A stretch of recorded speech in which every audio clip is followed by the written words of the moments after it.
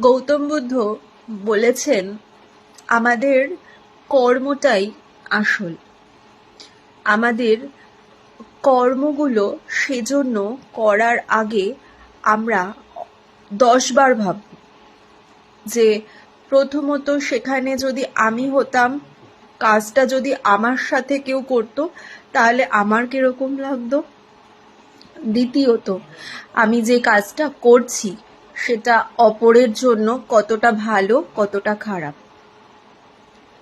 আমরা সেজন্য কাজ করার আগে সবসময় ভেবে কাজ করব। কারণ একটা কথা সবসময় মনে রাখবেন, আমরা যে কাজ যে মানসিকতা নিয়ে করি সেই কাজ সেই মানসিকতা নিয়ে আমাদের কাছে ফিরে আসে।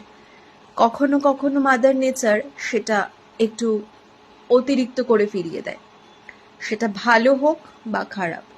এই একটা কথা কিন্তু সবসময় মাথায় রেখে আমরা আমাদের প্রত্যেকটা দিন শুরু করব।